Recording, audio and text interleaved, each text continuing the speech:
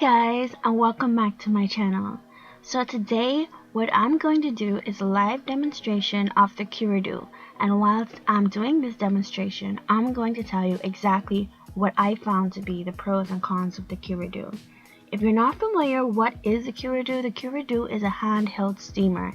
It's supposed to be for detangling, stretching, refreshing, helping low porosity hair gain moisture, and I wanted to review it to see just if it did those things. And this Q-redew is really multi-purpose. You can decondition, pre-poo, or you can refresh your hair midweek with it.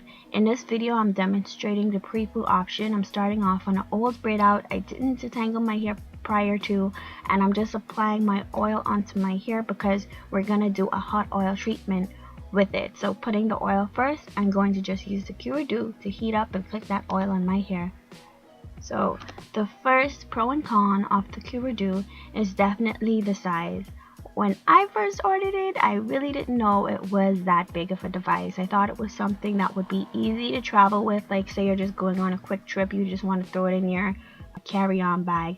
But no, you cannot do that with this because this might just break because the teeth are plastic and the device is pretty sizable. It's going to take up space, so I won't be doing any sort of traveling with this device unless I really need to, and I would really have to wrap it properly.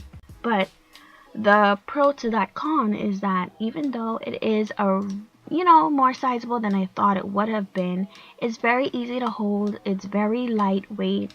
At no point in time did I feel like it was going to slip out of my hand. It is a pretty good gripping device. The only other thing is I wish that the plug was just a little bit longer so that I can use this anywhere, because if I'm in my bedroom refreshing my hair, I want to be able to move about with it, and the cord is just a tad bit a little short to say if I wanted to do one side and the other. I would have to kind of lean over and lean into the device for me to do it in my bedroom. So definitely that's a con. The plug could have been a little bit longer. Another con is that it cannot stand up on its own. Like even in this video, when I rested down, like at one point it did fall. At least it almost did fall. I tried to catch it. So it doesn't stand up on its own. It's meant to be stood up on the teeth, and it doesn't balance on the teeth very well. So it's kind of weird. It's gonna tumble over if you leave it on the teeth for very long. In terms of detangling, I love how easy this device it does make detangling. It really does make a difference in my hair, because my hair is super difficult to detangle unless I have conditioner or something in it. But this product really is good at getting moisture through your hair. It helps loosens up those tangles. So once I go in with the steam on it, I then go in and I detangle. So first I just kind of moisten it with just the steam, and then I go in with the teeth of the device and I start detangling my hair with it, and my hair was detangling with ease. The only thing is, if you're a 4C girl like me, you want to definitely work with your hair in sections, because your hair is going to absorb in all that moisture, which is a great thing, but your ends are going to wrap around each other. Your hair is not going to stay stretched, so you're going to have to work with this in smaller sections to keep your hair stretched and to stop your ends from tangling back up on itself. So definitely a tip, work in sections. When you're deep conditioning with, I would suggest just keeping your hair in twist and stretching it, and then putting the device on it, because in twist you don't necessarily need to run the comb through. The comb is going to go through automatically. This is another con of it. With the product, how I guess maybe me having the low porosity hair, you're gonna see build up on the device when you're pre-pooing and when you're refreshing your hair with it. You're gonna see that build up on it, and I was not expecting that at all. It was pretty disgusting, and even though it's plastic and it's easy to clean, it's not quite easy to clean because of the positioning of the teeth. It's kind of difficult to get into those nooks and crannies, so you kind of have to use your finger and kind of move it around on it. So I definitely didn't like that about it. Maybe it shouldn't have had, because it does have some joints on the teeth. Maybe if it didn't have those joints, it would not have that building up so badly. I have really seen a difference in the hair. I feel like, okay, just how you see that products come off on the device, that means that the device is taking off anything that was on the surface. There's that fall that I was telling you about.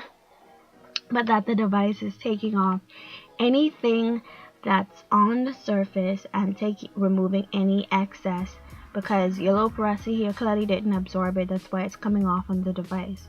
Oh, that was a pro.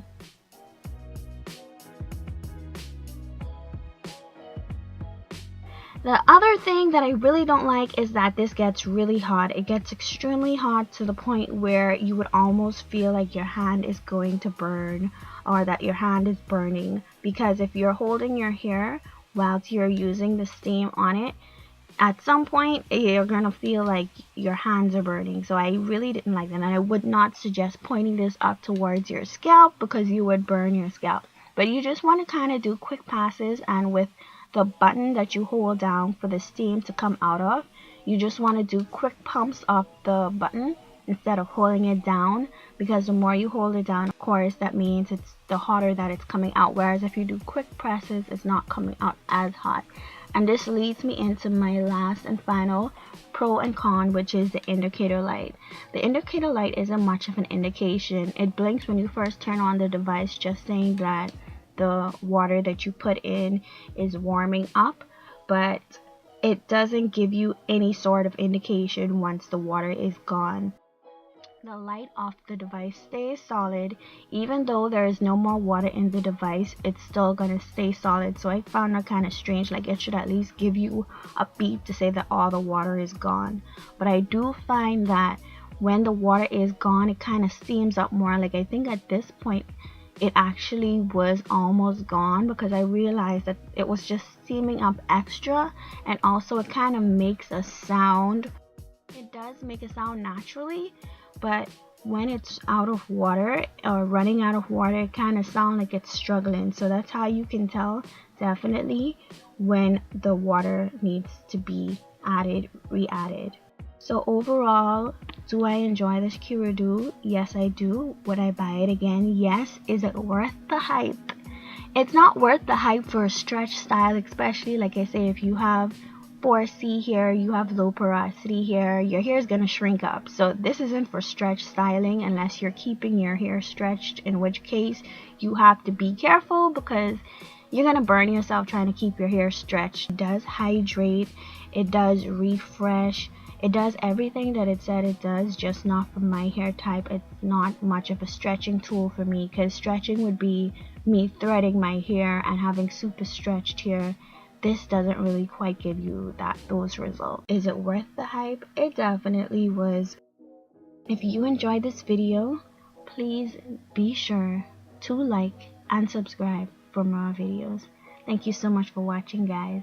Bye.